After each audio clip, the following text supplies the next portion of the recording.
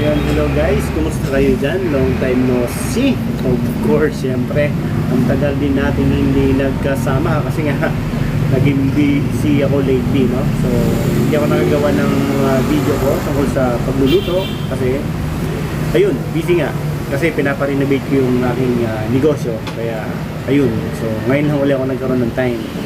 Okay, so, ayun, magluluto tayo ngayon. Ang gagawin natin ay isa sa mga paborito nyo, paborito ng mga Pilipino, pwedeng ulam, pwedeng pulutan. So, ano ba yun? Walang iba kundi ang lechon kawali. Pwede mo nga gawing lechon paksiw eh, okay? So, napakasarap ito. Ano yan naman yan? So, yun, samahan nyo ko sa ilang minuto na pagluluto. Tara na, simulan na natin. Let's go! So, umpisahan na natin, no? Ito yung ingredients natin. Meron tayong kailangan na baboy, 2 kilo to. So, hahatiin ko na lang ito mamaya sa gitna para maging 2. So, meron tayong laurel, meron tayong sibuyas, meron tayong pamintang buo, meron tayong bawang, of course, yung sibuyas na dahon, at saka asin. Ito lang, napakasimple. Pwede nyo lagyan siya ng, tawag dito, star anise. Parang kalalabasan niya, lechon Macau. Okay? So, optional. Nasa iyo kung gusto nyo. Kung hindi, simple lang, okay lang naman. Typical Filipino lechon kawali. So, yan. Pinakita ko na sa'yo. So, tara na. Okay, so, yung gawin natin dito, meron tong parang plastic, no? So, plastic. Yun, tatanggalin natin to. So, gagawin natin dito, hahatiin natin. Hatiin na siya sa 2. So, guys, pakukuluan natin to mga 40 to 50 minutes, depende, check mo lang yung lambot. Okay, so lalagay na natin dun sa pinapakuluan kong tubig. So ayan guys, habang nagpe-prepare ako kanina, nagpakulo na ako ng tubig. So ayan, kumulo na siya. Make sure lang na more than sa kalahati ng kaserola yung tubig nyo para lumubog yung meat. So unang-una, ilalagay na natin yung asin. Yan, yung guys, yung asin niya 150 grams. Para malasa. Mas maganda kasi mas maalat. Ayan, lagay na rin natin yung sibuyas. Ito yung pamintang buo o minsan tawag nila peppercorn. Ayan. Peppercorn. Ayan, laurel. Tapos, ilagay na rin natin yung tawag dito, yung dahon ng sibuyas. Yan guys, magpapabango lalo yan. So, ang ini-next natin dyan is yung karne natin. Ayan, lagay na natin.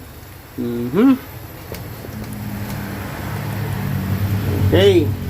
So guys, pagpapakulo niyan mga 40 to 50 minutes. Depende sa klase ng baboy na binili nyo. Kasi mamaya maka-timing kayo ng mga inahin o yung mga barako saka mga matatanda ng baboy. Ako, matagal pakuluan.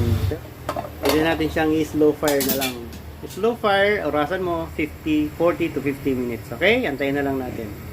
Na ako ng oven. Mga 10 minutes. Kasi patutuyuin natin yung lechong kawali dito. Kung wala kayong oven, pwede nyong patuyuin mga overnight. Dito mga 40 to 60 minutes. Pwede na. Okay, 40 minutes, okay na yun. So guys, after 50 minutes, ito na yung tsura niya. So, hahaunin ko na siya kasi susobra siya, no? Susobra ng oras, baka sumobra lambot. Baka maghiwalay na yung balat doon sa laman. So, ayan. I-drain natin to dito. Ayan, lalagay natin dyan. Okay. So, ayan. 2 piraso lang naman to. Ginawa na natin. Ayan. So, tutusukin natin to ng tinidor para makita yung laman. Guys, tutusukin ko yung laman. Ayan, tusok na ng tinidor. So, malambot na siya. Ngayon, itong balat, tignan natin. Oh. Pag ginano natin tinidor, ayan, actually nahihiwa na siya. Ayan, oh, bumuka.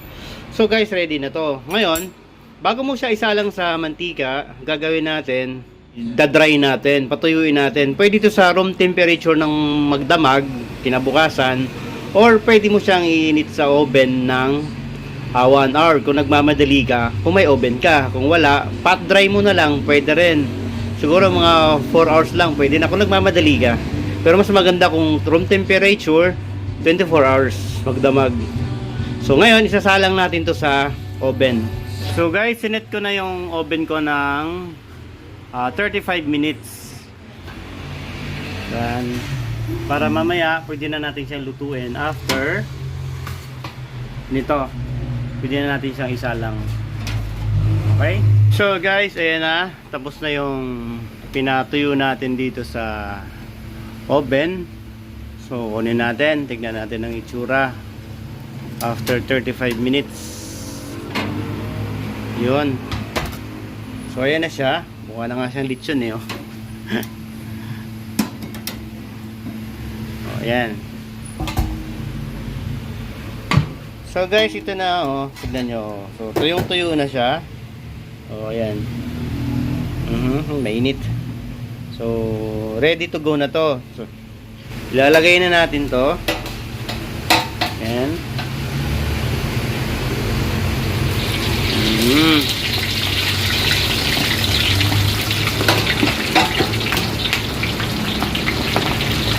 Yan. Pantayin na lang natin mamaya pagka nag-crispy na yung balat. So, testing natin. Okay? So guys, after 5 minutes na prito, ito na siya. Tignan nyo yung balat. Tignan nyo yung itsura. Oh. Puputok siya. Ang kagandahan lang kasi dito sa pinatuyo na galing sa oven, hindi siya nagtatalsikan yung mantika. Well guys, yung overnight na pinatuyo mo o yung pre-measure mo muna, siyempre magpuputukan yan sa unang salang. Bakit? Kasi may mga moist pa yun, may mga tubig-tubig. Lalo na pag yung bagong ahon lang, tapos pinatuyo mo lang siya ng konti, sandlet, tapos prito na kasi takam na takam ka. Ayun, talagang nagtatalsikan yung mga mantika, lumalaban, pumapalag. Unlike kasi sa luto ng oven, hindi ka na mahihirapan at hindi ka na makikipag-away sa mantika pa. So guys, tignan nyo yung itsura. Oh. Yan. Diba? So, putok na yan. Ngayon, pwede mo rin ganyanan yung balat. Okay, say na. Check natin yung likuran. Ayun. Okay. Tignan mo yung sa may bone na part. Yan. Sigurado guys, ito malutong yung labas, juicy yung loob. Okay, huwag mo lang masyadong patagalin din para hindi mawawala yung kanyang juiciness. Ika nga. Importante kasi guys, yung balat talaga crispy pag lumamig. Okay? Yan. Tingnan nyo yung itsura oh.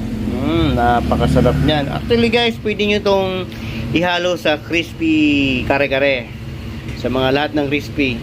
Pwede rin itong ilechon paksiw. Pwede rin itong ipatong sa pakbet pala, sorry. Yan.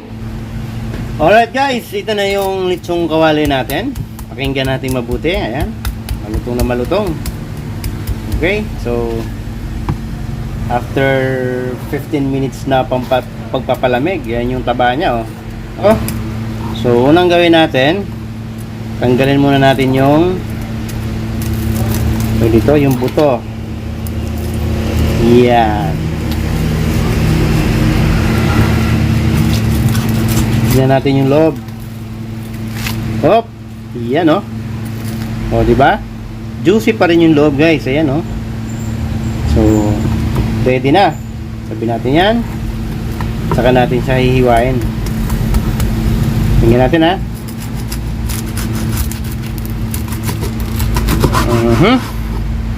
So, ayan yung loob. Nakita nyo naman. Juicy pa yan. Ayan yung labas. Kaya pag kinain mo to, sure win. Napakasarap. Okay? So, hiwa tayong dalawang hiwa. Tabi muna natin to. And then, katin na natin ang slice.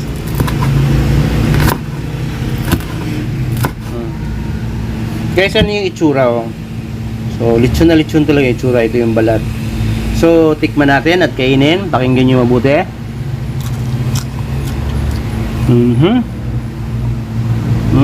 Napaka-solid.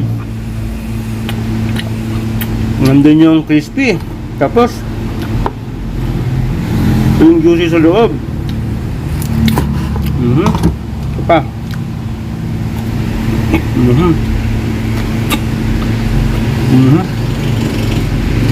Pagkali guys, yung asin na nilagay ko kanina, kung gano'n karami, promise, Eksaktong-eksakto.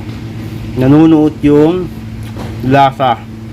Hanggang sa loob, mapipil mo yung timpla ng asin. Yung tinimpla natin. Okay lang yung ganun karami. Pag tinikman mo yung sabaw, maalat talaga. Yun ang totoo. Pero, yung finished product natin, malasang malasa yung loob. Walang kaduda-duda. Okay? So, yan.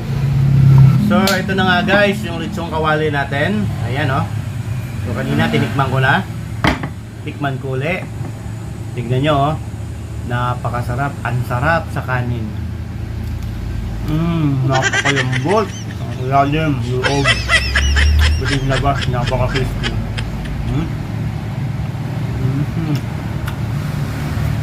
Labas. Sarap.